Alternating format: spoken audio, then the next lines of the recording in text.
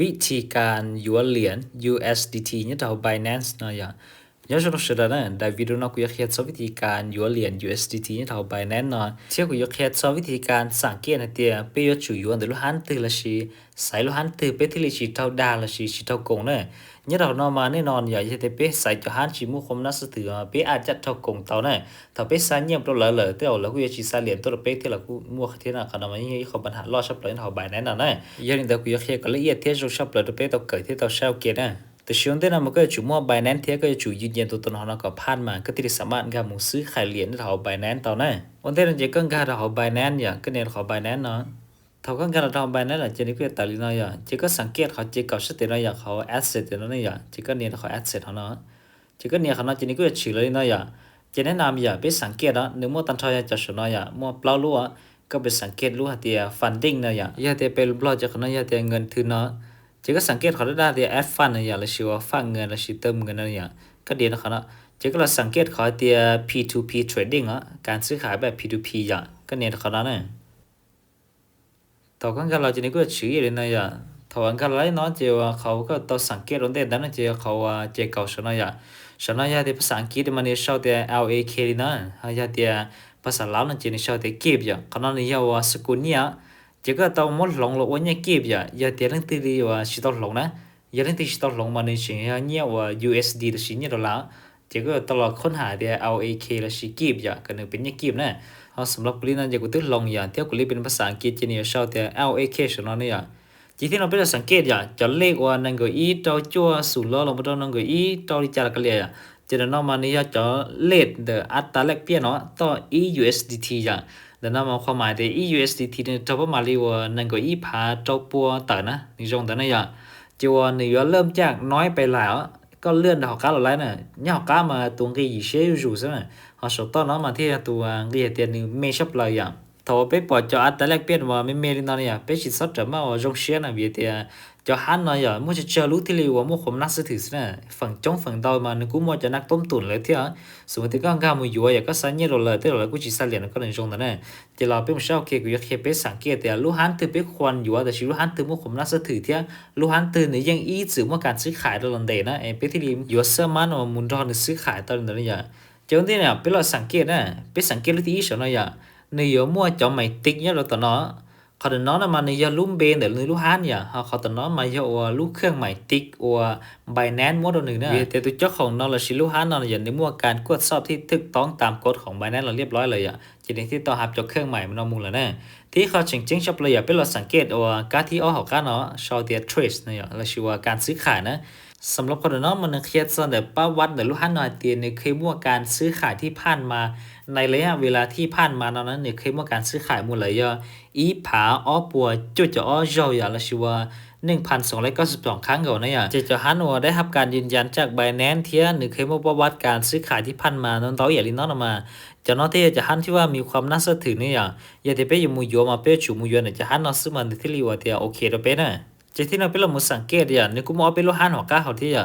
หัวก้าเขาได้อย่างนึงชี้ได้รับการยืนยันจากไบแนนเทียหนึ่งกูชิเคยมั่วประวัติการซื้อขายเราตอนต่อจะไปจุดควรจะไปซื้อขายเนี่ย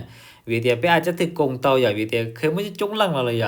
ก็สายเนี่ยเราเลยที่เราจะเราชิซาเหลียตัวก็จะก็อาจจะเสียเนี่ยไปแบบฟรีๆนะเนี่ยเราเช่าก้าเขาเนี่ยก็จึงช่วยจะฮันในเทียในมั่วไม่ติ๊กที่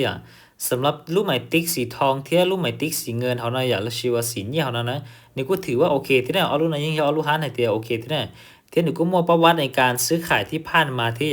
ไปสังเกตจากฮันที่ว่ามีความน่าเชื่อถือเตาลันเลยจะว่าในมั่วใหม่กาว่าการยืนยันจากใบนั้นอย่าไปสังเกตลูกระดับสนอละโอเคเทียจะเขานอนเลยยังโอเคที่เนี่ยอีจอยชิมัวอีจอยกูชิมัวแต่ชินี่กูมัวประวัติการซื้อขายที่ผ่านมาเนาะเต้าเทียเนาะจะนอนเราก็ยังสามารถเข้ามาอยู่เต้าเทียติชิมาก็muอยู่ในเมเซียอย่างที่ก็สายอยู่ลักเอาไปปรุลาปลอชิปรุลาหาพารุลันจิมาแนะนำอย่างก็ไปอยู่แต่ลูกฮันที่ว่าเนื้อมัวไม่ติ๊กได้เราชื่อว่ามัวจะไม่ติ๊กการยืนยันอย่างชนนะเทียนเนื้อมัวป้าว่าในการซื้อขายเดินเตามันในที่ริมของนักสื่อเด็กก็นะเทียอย่างแบบเด็กก็สายอยู่เป็นอีผาเอาผาไปพารุลามาเนื้อให้อย่างจงอย่างเด็กก็ใส่จอฮันในเทียริมของนักสื่อในอย่างเจอเป็นมันเชลเกกูอยู่ให้เขาตัวอย่างเป็นเชนกูอยู่อย่างตัวลูกฮันที่สุดต่อชนอย่างเป็นสังเกตอย่างนี้กูหาเทียไม่รู้ว่าไม่ติ๊กยืนยันจากแบรนด์นั้นเทียลูกฮันนั้นมั่วการซื้อขายตอนนี้เป๊ะปวดไตตามประวัติเดี๋ยวนี้ เทียนหนึ่งมั่วการอยู่ขั้นต่ำอย่าอีล้านเยหมูน่ะเปี้ยจุดสังเกตเขาเนาะเทียขณะขั้นต่ำอย่าส่งสุดอย่าเปี้ยโจล้านเนี่ยหอเราการเรายิ่งมั่วผมน่าสะถืออย่างเนี่ยอย่าแต่ชิมันอยู่ขั้นต่ำอย่าชีล้านเดียวตัวโซลูชันเปี้ยอยู่มาเปี้ยจุดสังเกตเตียในขั้นต่ำอย่าหลักล้านหรือหลักแสนอย่าแต่ลูกกูเตียอีแสนเยลูกกูมั่วอย่าชีแสนเยกูมั่วเก่าล้านเยลูกกูมั่วหนึ่งเก่าล้านเยลูกกูมั่วนะเปี้ยตัวใช้รงอย่าอยากจะใช้รงมันก็กูยังทำอยู่ชีไรเที่ยวเนี่ยเขาเนาะอย่าเปี้ยแต่หนึ่งมั่วกำหนดขั้นต่ำหรือก็ขั้นสูงสุดน่ะ สำหรับคนนอกจะกุยอยู่ประมาณลีอีล้านกีบสิจะกุยอยู่สายลูกฮันประมาณธรรมดาสินะอย่าเอาอย่างแต่เรื่องที่ต้องการอยู่ประมาณลีวัวนนเตาหลักเก่าล้านโลละเชียเอาไปปวดล้านจีบนนเตาตอนนั้นนะแนะนำก็หมุดสายลูกฮันวัวหนึ่งมั่วประวัติการซื้อขายนนเตาประมาณลีออฟผาแต่ละชีผาเตินเยนมันอยู่โอเคด้วยนะพอสำหรับคนนอกจะกุยอยู่ตัวอย่างแล้วพิเศษที่เจอกุยอยู่เขาสนนอกสินะอย่าที่เที่มากุยจุ่มอยู่เขากันเนาะที่ชิมาขั้นต่ำเนี่ยชิล้านเยนนะอย่าเจียวกุยอยู่ประมาณอีล้านซึ่งเจียวกุยสายลูกฮันสุดเนาะนี่กูว่าไม่ติ๊กเทียนี่กูว่าประวัติเรามีชีที่เจียวกุยสายลูกฮันสุดเนาะ thọ sai lấy hắn là chỉ cái này nó khó bài tao nó chỉ có sáng kết giờ nếu cứ dùng ở khó nó chỉ là bài kịp giờ là chỉ bên nhớ kịp nè có sẵn mà sau bên nhớ kịp là tao nó giờ thì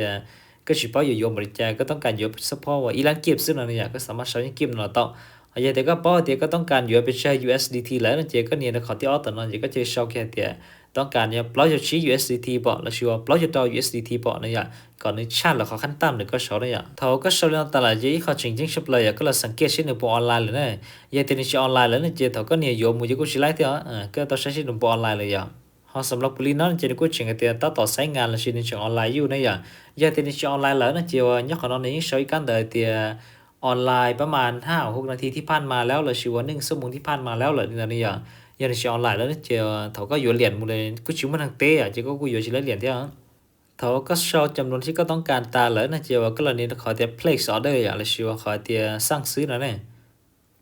ทีนี้ก็จะชื่อเลยนะอย่างเขาชื่อนั้นเนาะแล้วนะเจียวก็สังเกตเขาเนาะก็ตอนนี้เขาต้องมาส่งตลอดเลยอย่างก็เนี่ยเขาชน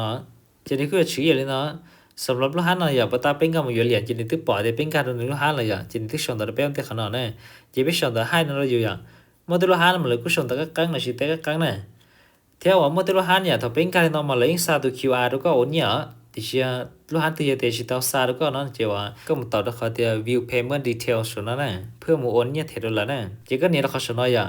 จีถ้าก็เนี่ยเลยเนาะจียักขนาดอย่างนี้ยิ่งมั่วเขาเดียก็อย่าต่อเทียบริจาดอกขนาดนี้แจ้งที่เชื่อเทียหนึ่งลุ่มเบบัญชีธนาคารยักขนาดตัวหมายเลขบัญชีดอกขนาดก็สาวตัว QR จะเอาขนาดนั่นแหละเขาจะได้ก็จะเอาเนี่ยจะก็มุก copy ตัวเลขบัญชีเราต้องแต่ชิมามั่วกังรู้หันมาเนี่ยชิมั่วจะนั่นแล้วก็อย่าแต่ชิมั่วจะเลขบัญชีขนาดแล้วก็นั่นจะว่านี่ว่าชอบเตียก็ว่ามุงกาตัว QR นั่นแต่เขาวันนี้ส่งแต่โอเคนั่นเนี่ยเขาก็ส่งแล้วในจีบเลยนี่ว่าสาวตัว QR ธนาคารตัวก็โอนเนี่ยhọสำหรับคนนั้นจีเนี่ยกูมาตัวบัญชีขนาดจะกูก็อยู่ว่าเนี่ยคัดลอกเลยสิก็ไปตัวบัญชีเนี่ยนะจะมูโอนเนี่ยนะถ้าก็การเล่นตัวเลขบัญชีเลยสิเลยตัว QR ธนาคารเลยนั่นจีก็มาลิงก์กันเราต่อก็ลุ้มบีเซียววันอย่างสำหรับการโอนเนี่ยนะมาจงช่ามาสีธนาคารการค้าเนี่ยเวียตินกวดสอบง่ายอ่ะเขาอยากติดก็สีหรือรู้ธนาคารโอนเนี่ยหมดเลยนะมาจงช่ามันก็ช่องตันนงเลยใช่เลยปัวฮับเนี่ยเราต่อหรือรู้ธนาคารเจอเวียตินกวดสอบย่อยๆอย่างเขาอยากก็โอนหรือรู้ธนาคารมันจะก็จุดไทยก็ละเอียดที่ไทยก็ชัดเจนข้อมูลก็ถูกต้องก็มาลิซ่าเราเลยนะอย่างเจ้าว่าก็ป้อนตัวเลขบัญชีธนาคารจากนอเจเนี่ยต่อลิ้นนั่นเหรอเจ้าก็สอบในรุ่มเบนะอย่างเที่ยววันในรุ่มเบต่อวันตัวบัญชีตอนนั้นนะในโพสิตรงกันเนาะรุ่มเบก็ที่ออนั่นเนี่ยสีสุพรรณเสียหลัดนั่นเนี่ยเที่ยวรู้ต่ออยู่ชิคือกันเนาะอยู่ชิดเสริมมาชิไล่เที่ยวจีที่เราเป็นเราสังเกตเขาว่าเงี้ยวอยู่ต่อซาเลยนี่ยาว่าอีลานเที่ยวอีผาเปล่าปวดเจอชิผากิบนั่นแน่แต่เป็นใช้จะเงี้ยเที่ยวใช้บัญชีธนาคารเดินตาเลยนั่นเจ้าว่าเป็นเราชอบเขาเนี่ย ขณะที่พยายามเช่าก็ทึกต้องเนี่ยก็สับจงว่าอีใจอยู่ฮะโอนอยู่เกลโอนชาโลนั่นเนี่ยจีนี่กูสิไล่เท่านั้นอย่างจงชาไม่ใช่แต่จีในใจจีไล่ก็สับมาเป็นชอยอ่ะจีถ้าเป็นก็สับมาเดียในทึกต้องแล้วนั่นจีว่ากดต่อไปอ่ะจีว่าเป็นเรามาเช่าว่าคำคิดเห็นน่ะจีนี้ตัวของเรามาย้อนจงเช่าค่าเครื่องตะเลียก็จีสักเช่าเตียเติมเหรียญโลละชีซื้อเหรียญ USDT ซื้อเครื่องซื้อของหรือยานั่นใช่แล้วก็อยู่ชอบเป็นค่าเครื่องซื้อนั่นอย่างที่ก็ชอบหรือยาเจแน่นอนเนียวชีฮับก็ขอเนี่ยเทียนเนียวชีเติมแล้วก็เลยน่าเวียเดีย ก็อาจจะเป็นต้มตุ๋นว่าถ้าต้มได้ถึงเนี่ยอย่างนี้สารินเดอร์หรอเจ้าก็ชอบทึกต้องตาละเจ้าก็โอนเนี่ยเราตัวนึงอย่างเจ้าก็ไทยได้บินนะอย่างจะจงไทยได้หน้าบินเนาะเจ้าเดี๋ยวก็มัวเนี่ยต่อมวยแบบมุไทยขอตัวให้มันกุศิลาเท่านั้นจีที่เราก็เนี่ยเราขอชนะเนี่ยนะครับมันส่งตัวนึงอย่างเป็นอย่างมัวว่าได้บินโอนเนี่ยนะซาตัวนึงอ่ะจีเป็นมันเนี่ยดูแม่บวกชัดตินะอย่างจีที่เราเป็นอย่างมุสาว่าได้ดัวปตาลสิได้บินตัวนึงเป็นมันเนี่ยเขาติดเนาะจีเป็นมุสาได้บินเนาะเป็นต่อเขาเฉาอย่างจะต่อได้บินในช่วงสีซาตัวนึงได้ จะเขาก็ต้องกดซับตรงเท่าอย่าเดี๋ยวที่เขาก็เรียนเนี่ยก็กังอย่างนี้ซาชิไลจะนี่ก็เตยรู้ไหมท่วงเลี้ยเขาเนาะเดี๋ยวซาชิไลเท่าจะเดี๋ยวตับเราลีนอมที่เรียซาไลอย่าเดี๋ยวชิไลนะจะนี่ไม่ตัวไม่ติ๊กเลี้ยเขาเนาะไม่ท่วงเดี๋ยวซามุชิไลเท่านั้นเนี่ยจะเขาก็สัญญาที่ซับวินเราครบสุดแล้วนี่แหละเจียวก็เป็นเนี่ยเขาได้ชนเนาะเพื่อแจ้งเตือนกันในป้อเดียเป๊ะต่อสัญญาตัวหนึ่งละก่อนในว่าซาเหรียญตัวเป๊ะเหรียญตัวนี้อย่างเจ้าก็มันเนี่ยเขาชนะเนี่ย thầu cái nàyเขา nó ta lên nó là chiều tại vì nó bây giờ tao support là sao tao còn nếu bôi liền tao rất bây giờ bây sáng kết bỏ đến một cái tránh tiền số nó là nữa giờ bây giờ lại tỏi nhập liền tại vì nó bây tao sai nhiều một là chiều bây giờ tao vào tránh càn còn nếu sa và liền là chỉ bôi liền tao rất bây nè